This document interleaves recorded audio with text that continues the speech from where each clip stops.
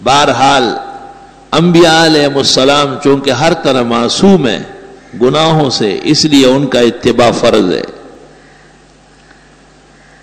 اور حضرات صحابہ کرام رضوان اللہ علیہم اجمعین گناہوں سے معصوم تو نہیں ہے، لیکن ان کی مغفرت کا اعلان ہو چکا ہے. ان کا ایمان اور عملی مقام اور بہترین انجام، تین چیزیں قرآن ذکر کرتا ہے. اولئک الذین امتحن اللہ قلوبہم للتقوی. لوگوں کا تو لکھنے کا امتحان ہوتا ہے، پڑھنے کا. صحابہ کے بارے میں فرمائے ان کے دل کا امتحان ہوا ہے، امتحان ہوا ہے باقاعدہ، پاس فیل ہوئے. اولئک الذین امتحن اللہ قلوبہم للتقوی. کس جگہ کا امتحان ہے؟ دل کا.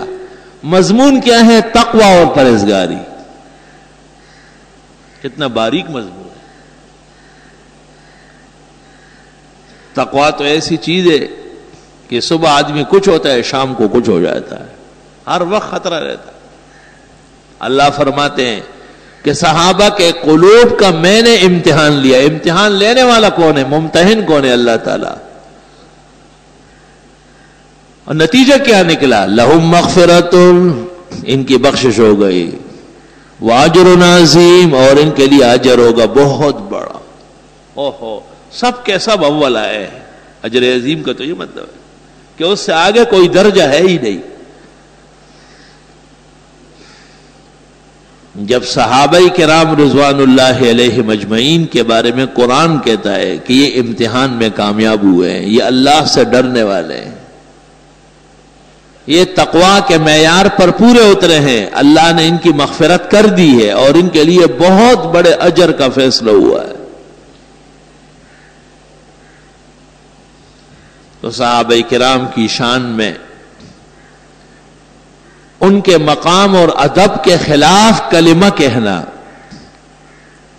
یہ اپنے ایمان اور انجام کو برباد کرنے کے مترادف. محرم کا مہینہ ہمارے ملک میں صحابہ کے خلاف منایا جاتا ہے، کیونکہ یہود نے ایک سازش کی تھی کہ اگر یہ خلافت خلفائے راشدین کی قائم رہی تو دنیا سے عیسویت اور یہودیت ختم ہو جائے گی. اس کے لیے ایک ایسا راستہ اختیار کیا گیا، حضرت علی اور ان کی آل و اولاد سے محبت اور عقیدت کا راستہ، جو حقیقت میں ان سے اور اللہ اور رسول سے دشمنی کا راستہ تھا.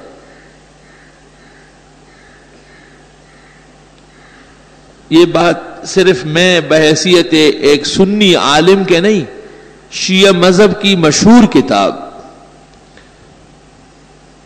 معرفت و اختیار الرجال، جس کو یہ لوگ رجال کشی کہتے ہیں، توسی کی لکھی ہوئی ہے، اور اس کی دوسری جلد اور صفحہ 164 ہے. اس میں یہ الفاظ ہے: عبداللہ ابن سبا کان یہودیت ویشیع فی الاسلام من یہودیتی. عبداللہ ابن سلام یہودی تھا اور یہودیت کی باتیں پھیلاتا تھا. وقال فی علی ان اللہ تعالی قد حل فیہ، اور وہ کہتا تھا کہ اللہ تعالی علی میں اترا ہے. قال سجاد، امام سجاد جو بہت بڑے امام ہیں ان کے، وہ کہتے ہیں لما تذکرتہ قامت علی شعرتی، جب میں اس کا ذکر کرتا ہوں میرے رونگٹے کھڑے ہو جاتے ہیں. کیسی غلط غلط باتیں کی. عبداللہ ابن سبا یہودی. علی المرتضیٰ کو جب پتہ چلا کہ یہ اور اس کی جماعت میرے بارے میں ایسی باتیں پھیلاتی ہے، تو حضرت علی نے ان کو آگ میں جلایا. تو اس ظالم نے کہا کہ میری بات پھر بھی ثابت ہو گئی، کیونکہ لا يعذب بالنار الا اللہ، آگ کی سزا تو الہ دے سکتا ہے۔ آج ہندوستان میں مسلمانوں کو جلا رہے ہیں تو عبداللہ ابن سبا کے عقیدے میں سارے ہندو اس کے خدا ہے۔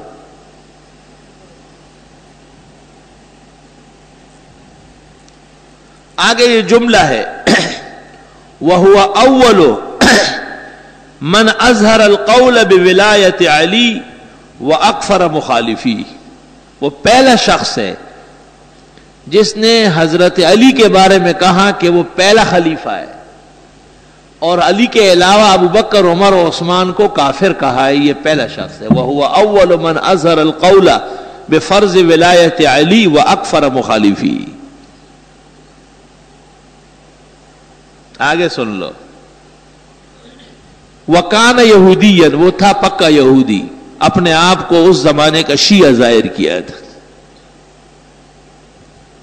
فَلِذَا قِيلَ، اس لیے کہا جاتا ہے ان التشیع ماخوذ من الیہودیہ، کہ شیعہ اور یہودی مذہب ایک چیز ہے، ایک چیز ہے۔ جو کام یہود مسلمانوں کے خلاف کرتے ہیں وہی کام روافض کرتے ہیں۔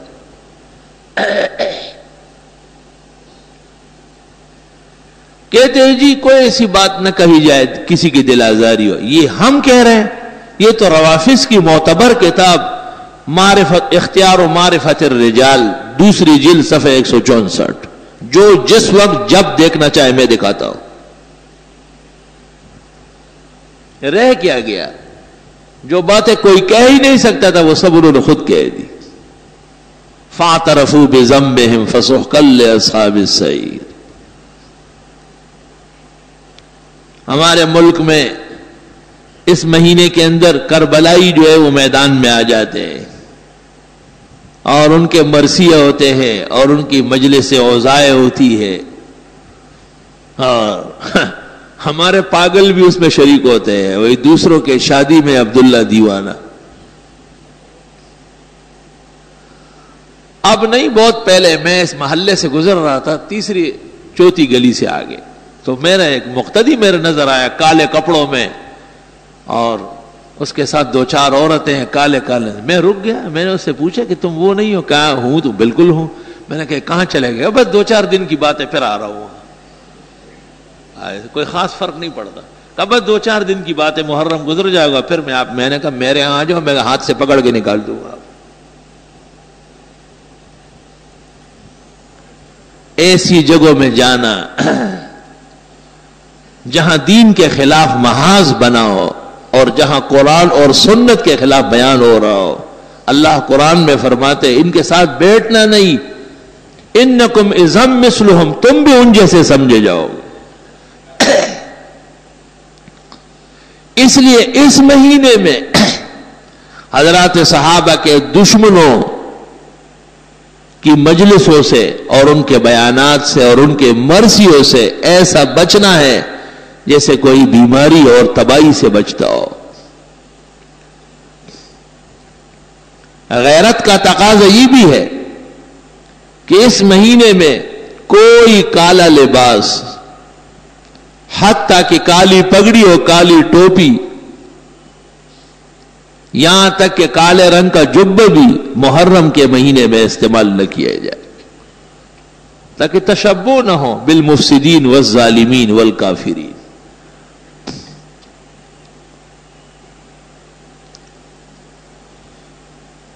حضرت علی رضی اللہ تعالی عنہ اسلام کا ستون ہے، اور حسن و حسین مسلمانوں کے دل اور جان کے ائمہ ہیں، خیر کے قائدین ہے۔ وہ فاطمہ الزہرا جنت کی مسلمان عورتوں کی سردار ہے، ان کے آداب اور اکرام میں ہمارے ہاں کوئی کمی کسی درجے میں بھی برداشت نہیں، لیکن ان کا ان سے کیا تعلق ہے؟ جیسے عیسائی حضرت عیسیٰ مسیح کا نام لیتے ہیں لیکن ان سے دور کبھی تعلق نہیں، مبتدین پیرانی پیر حضرت شیخ عبد القادر جیلانی کا نام لیتے ہیں لیکن ان سے دور کبھی ان کا کوئی تعلق نہیں۔ اس طرح یہ لوگ حقیقت میں عبداللہ ابن سبا کے مشن پہ چلنے والے ہیں، جن کو اس کی بدعملی اور بد اعتقادی کی وجہ سے حضرت علی نے آگ میں جلایا ہے، ان کی سزا بھی حضرت علی کے عمل سے معلوم ہو گئے۔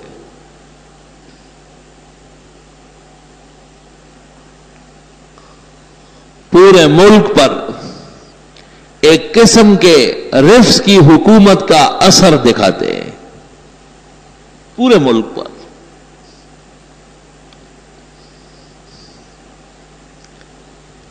ان کے جو مقامات ہے، حکومت کی مشینریاں ان کی خدمت کرتی ہے، اہل سنت کے ٹیکس وصول کر کے ان کے ہاں کروڑوں روپے کے جنریٹر جلاتے ہیں اور سرکاری خرچے پر ان کی اوبگت کی جاتی ہے۔ ایک ایسا مرد مومن اور غیرتی نہیں آتا جو ان کے ساتھ حساب کر لے۔ ادھر ایران دیکھو، تہران میں یہود کا معبد ہے، عیسائیوں کا چرچ ہے، مجوسیوں کی آتش کدے ہیں، ہندو اور سکھوں کے مندر اور گردوارے ہیں، لیکن مسلمانوں کو مسجد بنانے کی اجازت نہیں۔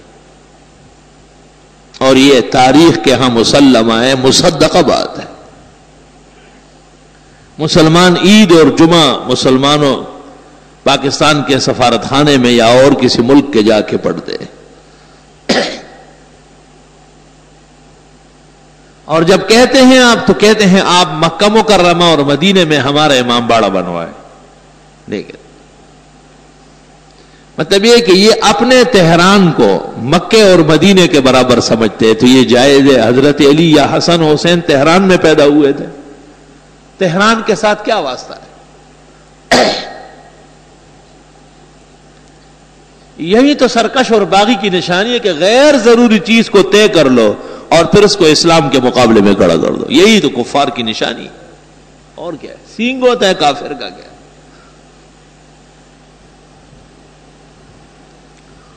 بہرحال مسلمانوں کا فرض ہے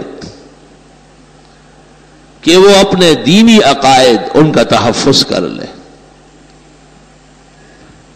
اسلام میں کافر کا وجود برداشت ہے، لیکن باغی کا وجود برداشت نہیں۔ اس لیے جو لوگ اسلام لائے ہیں اور پھر وہ اسلام چھوڑ دے تو انہیں مسلمان نے کہا اسلامی حکم یہ ہے کہ انہیں قتل کیا جاتا ہے، یہ باغی ہے، سرکش ہے۔ لیکن جو ہندو اور سکھ یا یہودی اور عیسائی آباد ہے وہ رہ سکتے ہیں، ان کا وجود برداشت ہے۔ وجہ یہ ہے کہ اسلام کو اور اسلامی عقائد و اعمال کو جو تکلیف اور صدمہ باغی اور سرکش سے پہنچتا ہے وہ کسی اور چیز سے نہیں پہنچ سکتا ہے۔ اس لیے محرم الحرام کا مہینہ دشمنوں کے طور طریقوں سے منانا جائز نہیں۔ حضرت حسن اور پھر ان کے بعد ان کے بھائی حضرت حسین رضی اللہ عنہما اپنے قافلے سمیت سن 62-63 ہجری میں کربلا میں شہید ہوئے اور ان کی شہادت اہل سنت کے ہاں مسلمہ ہے۔ ابن تیمیہ منہاج السنت النبویہ فی رد الشیعۃ والقدریہ میں لکھتے ہیں والحق ان الحسین قتل مظلوما، واقع حسین کے ساتھ ظلم ہوا، لیکن اس کا یہ مطلب ہے کہ آپ بند روڈ بلاک کر لیں اور بنس روڈ پر رونا دھونا شروع کر لیں۔ قتل کس نے کیا یہ تو پتہ کرے پہلے۔ ان کی تواریخ سے ثابت ہے کہ قتل ان کے بڑوں نے کیا ہے۔ قتل تو یہود و نصارہ کرتے ہیں، آج پورے عالم کو کس نے اپنی کنیز بنایا ہے اور غلام بنایا ہے؟ یہود و نصارہ۔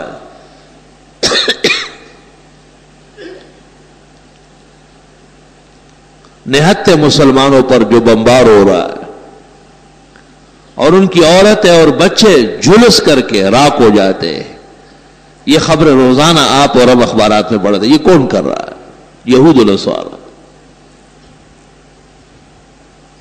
طالبان کا کیا قصور تھا سوائے اس کے کہ وہ پورے اسلام کے پابند، اور اس وقت تک ان کے خلاف کفر کا یلغار مؤثر نہیں ہو سکتا تھا جب تک کہ اپنے لوگ ساتھ نہ ہوئے تھے. اور یہ تاریخ قیامت تک رہے گی کہ ایک دور و زمانہ ایسا آیا کہ کچھ غریب الحال مسلمانوں نے بڑی کوشش کر کے ایک اسلامی ملک بنایا اور یہود نصارہ کے ایجنٹوں نے مل کر کے اسے سبوتاژ کر دیا. اور یہ کہ جی ہم محفوظ ہو گئے 100% غلط ہے. ہم اب بھی اسی طرح غیر محفوظ ہے اور ان کے رحم و کرم پر ہے. آج وہ پکتیا کے علاقے میں اور خوست میں فارسی اور پشتو میں لکھے ہوئے پرچے گرا رہے ہیں کہ طالبان اور القاعدہ سے ہٹ جاؤ ورنہ مرنے کے لیے تیار ہو جاؤ. وہ وقت دور نہیں ہے کہ یہی پرچے یہاں کراچی اور لاہور اور اسلام آباد میں گریں گے کہ تمہارے ہاں بھی طالبان اور القاعدہ کے لوگ ہیں, ان کو ہمارے حوالے کر دو ورنہ مرنے کے لیے تیار ہو جاؤ. جو جلاتا ہے خود اس کو بھی جلنا ہے ضرور, شمع جل جاتی ہے پروانے کے جل جانے کے بعد. جو دوسروں کے قتل عام پر راضی ہو وہ کبھی بھی بچ نہیں سکتا. اور مسلمانوں کو ہندوستان میں ہندو 200-100 آدمیوں کو ایک جگہ جمع کر کے اس بہانے بلا لیتے کہ ہم تمہیں امن دیتے ہیں, اور پھر دوسری طرف سے ہندوؤں کو بلا کر ان پر تیل چڑھا کر انہیں آگ لگائی جاتی. یہ سب ہم پڑھتے ہیں اخبارات میں. خدا جانے کہ وہ ہماری غیرت اور وہ جذبہ ایمان کہاں چلا گیا.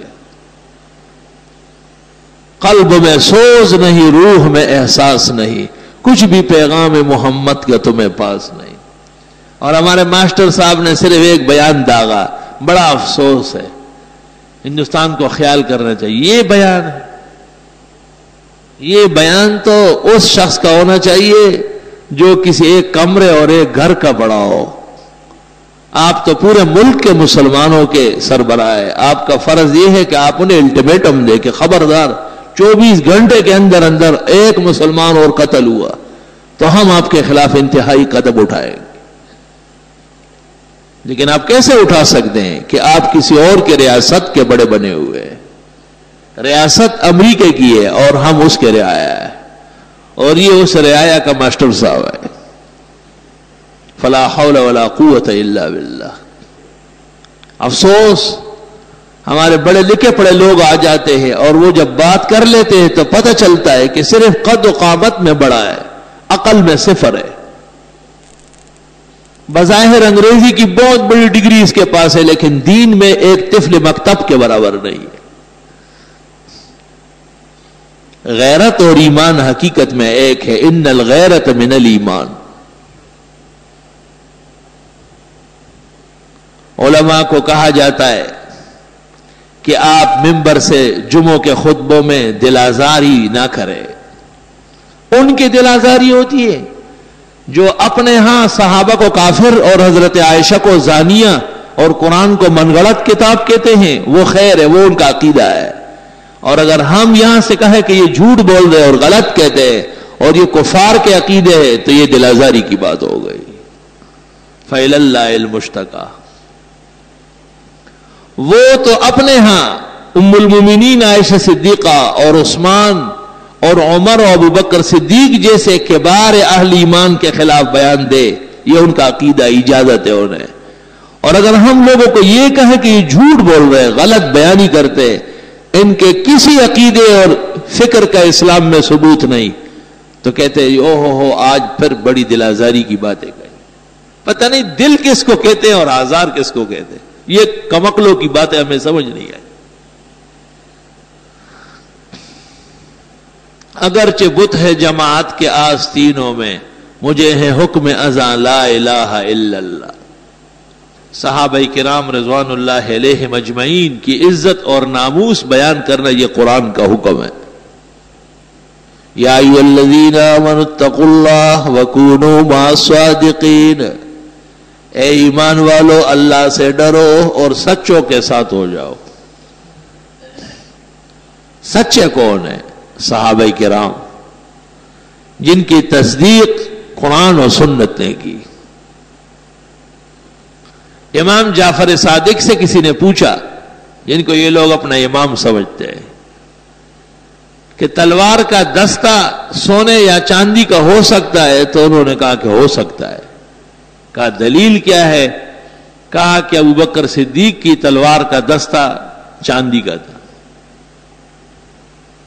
تو اس رافضی نے کہا کہ اوتقول لہ صدیق، آپ بھی ان کو صدیق کہتے ہیں؟ تو امام جعفر صادق نے کہا اقول لہ صدیق صدیق صدیق ومن لم یقل لہ صدیق فلا صدقہ اللہ فی الدنیا والآخرہ۔